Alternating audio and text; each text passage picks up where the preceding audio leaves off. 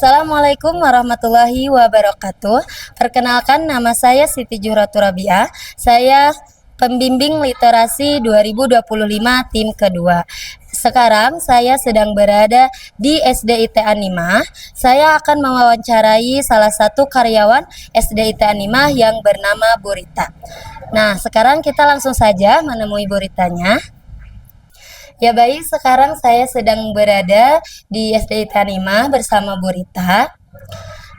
Selamat siang Bu Rita. Selamat siang Bu Siti. Mohon maaf mengganggu waktunya. Ada beberapa yang saya pertanyakan. Ibu sejak kapan bekerja di SDIT Animah? Alhamdulillah, saya bekerja di Yayasan Animah ini sejak tahun 2000. Jadi sudah 25 tahun. Masya Allah ya, sangat lama sekali ya. Posisi apa saja yang pernah Ibu jalani di sekolah ini? Alhamdulillah mengawali tahun 2000 saya masuk di SDIT Animah, diterima sebagai guru honor dulu mungkin semua karyawan melewati masa itu. Kemudian diangkat menjadi guru tetap dan di tahun 2004 alhamdulillah Bapak Ketua Yayasan yang saat itu almarhum Bapak Haji Barnas Ahmana selaku Ketua Yayasan mengamanahi saya sebagai wakil kepala sekolah yang saat itu kepala sekolahnya dijabat oleh Bapak Dr. Andes Supardi. Kemudian di tahun 2008 dengan berkembangnya sekolah di Yayasan Animah ini, kita di tahun 2006 mendirikan SMP IT Animah sehingga mungkin memerlukan adanya kepemimpinan yang terpisah, sehingga di tahun 2008 alhamdulillah pihak yayasan ya ini juga sebetulnya sebagai ini ya tantangan dan amanah yang luar biasa berat begitu ya. Di tahun 2008 saya diamanahi sebagai kepala SMP IT Animah. Tetapi di 1 tahun kemudian di tahun 2009 saya dialihkan di SD sampai tahun 2016. Kemudian waktu itu kita ingin mengembangkan juga ada bidang litbang waktu itu ya, penelitian dan pengembangan. Alhamdulillah di sana saya tapi tidak sendiri, bersama tim, ada beberapa tim yang tergabung di bidang litbang dan saya bergabung di sana. Kemudian untuk saat ini saya diamanahi sebagai HRD GE. Masya Allah ya, sangat banyak sekali ya posisinya, pasti pengalamannya pun sudah banyak sekali ya Bu ya. Nah mungkin kalau sekarang mas saya akan bertanya tentang HRD-nya Bu nih ya. Baik. Kira-kira apa saja sih tugas HRD di SDIT Animah itu sendiri? Iya. Baik, mungkin untuk sebagian di luar sana barangkali sedikit asing ya, di sebuah sekolah ada HRD GE ya. Mungkin HRDJ ini karena sekolah Animah ini sudah mulai berkembang pesat, kemudian juga banyak aset-aset sarana yang perlu dipelihara, kemudian dikembangkan begitu ya. Tentu perlu ada personil yang membidangi hal itu dan menggarap hal itu. Alhamdulillah untuk saat ini saya bersama tim dengan Bu Anis berdua melaksanakan tugas sebagai HRD-GE. Adapun skop pekerjaan yang kami garap diantaranya tentang data kepegawaian, kemudian berkaitan dengan sarana prasarana begitu. Itu dua pokok yang walaupun di dalamnya tentu banyak ya hal-hal lain yang yang kita garap. Jadi ada 3 bidang di sarana kepegawaian dan kemasyarakatan atau kaitan dengan kedinasan, mungkin seperti itu juga ada di bidang HRD.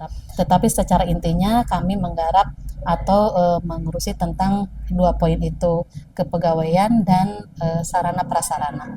Iya, oke. Kira-kira apa saja sih kesulitan yang Ibu temukan ketika Ibu menjalani sebagai seorang HRD? Oke. Tantangannya cukup banyak sebetulnya ya. Tantangannya karena kan apalagi di bidang kemasyarakatan tentu kita perlu menjalin hubungan baik dengan masyarakat, dengan lingkungan sekitar, kemudian juga dengan kedinasan yang tentu perizinan apa segala macam. Kalau di internal tentu kita bagaimana tantangan kita pada saat memelihara sarana yang sudah tersedia begitu ya. Ini cukup membuat kami tertantang ya untuk ini karena kan namanya barang dipakai itu tentu ada rusaknya atau ada seperti apa ya, tapi bagaimana kita meminimalisir kerusakan itu sehingga sarana yang sebagai aset sekolah itu bisa dipergunakan sebaik-baiknya, bisa bermanfaat dengan baik dan pemeliharaannya tetap kontinu gitu ya, sehingga jangka waktu pemakaian sarana itu tentu bisa lebih awet, sehingga kan itu juga berpengaruh terhadap budgeting ya, sehingga bagaimana kita menyediakan sarana yang bisa dapat digunakan dalam jangka panjang gitu, seperti itu. Berarti yang paling sulit itu di sarana prasarana ya Bu ya, Iya. mungkin kan dari pemeliharaannya. Nah, bagaimana cara Ibu untuk menghadapi kesulitan itu? Bagaimana cara gitu ya untuk menyelesaikannya? Oke, tentu cara ini kami di bidang HRD/GE tidak berdiri sendiri atau bergerak sendiri. Tentu ini perlu ada kolaborasi dengan semua pihak. Bahkan dengan para siswa pun itu kami perlu ada kerjasama begitu ya. Misalnya sarana yang ada di dalam kelas begitu ya, dari mulai tingkat siswa, guru begitu ya, kemudian tim OB begitu ya, teknisi dan lain sebagainya. Dalam hal ini yang kaitan dengan siswa tentu kita senantiasa berkoordinasi dengan bagian kesiswaan. Bagaimana mengajak anak-anak untuk memelihara sarana yang ada di kelas, bagaimana cara menggunakannya, bagaimana cara pemeliharaannya gitu ya, seperti itu. Sehingga sejalan gitu tujuan kami punya program ingin aset ini terpelihara dengan baik, termanfaatkan dengan baik. Tentu semua stakeholder harus menggunakan dan memelihara juga. Oke ya, mungkin pertanyaan terakhir ya Ibu ya. Nah, bagaimana pendapat Ibu apabila suatu saat nanti nih siswa gitu ya ingin menjadi seorang HRD, bagaimana caranya gitu ya? Oke.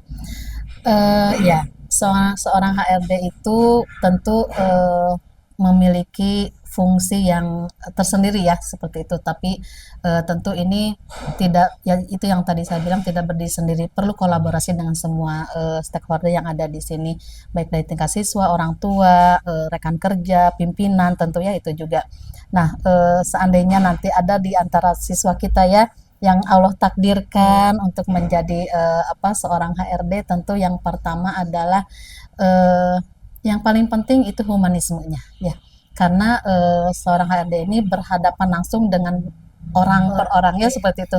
Bagaimana kita ingin menerapkan kedisiplinan, bagaimana kita ingin menerapkan sesuatu yang misalnya SOP gitu ya.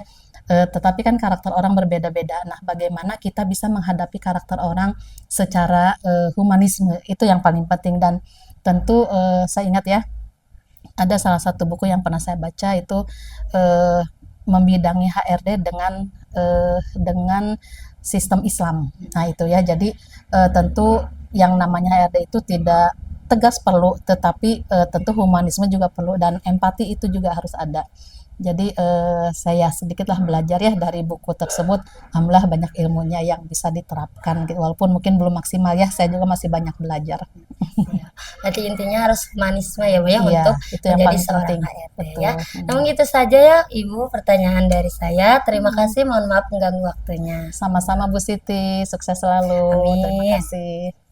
Sekian wawancara hari ini. Wassalamualaikum warahmatullahi wabarakatuh.